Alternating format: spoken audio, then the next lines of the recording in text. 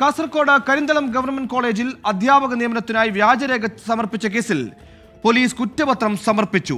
SFI മുൻ നേതാവ് K വിദ്യ മാത്രമാണ് കേസിലെ പ്രതി.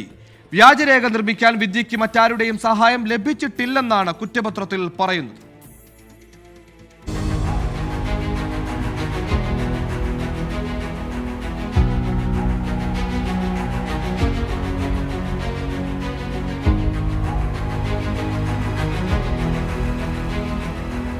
മഹാരാജാസിലെ വ്യാജ പ്രവൃത്തി പരിചയ സർട്ടിഫിക്കറ്റ് ഉപയോഗിച്ച് കെ വിദ്യ കരിന്തളം ഗവൺമെന്റ് കോളേജിൽ ജോലി ചെയ്തത് 2022-23 അക്കാദമിക് ഇയറിൽ.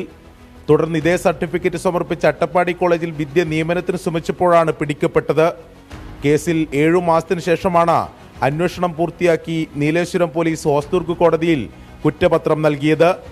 വ്യാജരേഖ നിർമ്മിക്കാൻ വിദ്യയ്ക്ക് മറ്റ് സഹായം ലഭിച്ചിട്ടില്ലെന്നാണ് പോലീസിന്റെ കണ്ടെത്തൽ.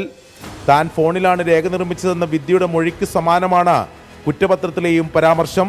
നിയമനം നേടാൻ വ്യാജരേഖ ചമച്ചുവെന്നും ജോലിയിലൂടെ സർക്കാർ ശമ്പളം പറ്റിയെന്നും കുറ്റപത്രത്തിൽ പറയുന്നു. വ്യാജരേഖ നിർമ്മിക്കൽ, വഞ്ചന, തെളിവ് നശിപ്പിക്കൽ അടക്കമുള്ള കുറ്റങ്ങളാണ് വിദ്യക്കെതിരെ ചുമത്തിയത്. അട്ടപ്പാടി ഗവൺമെന്റ് കോളേജിൽ വ്യാജരേഖ സമർപ്പിച്ച കേസിൽ അഗളി പോലീസിന്റെ അന്വേഷണവും അന്തിമഘട്ടത്തിലാണ്.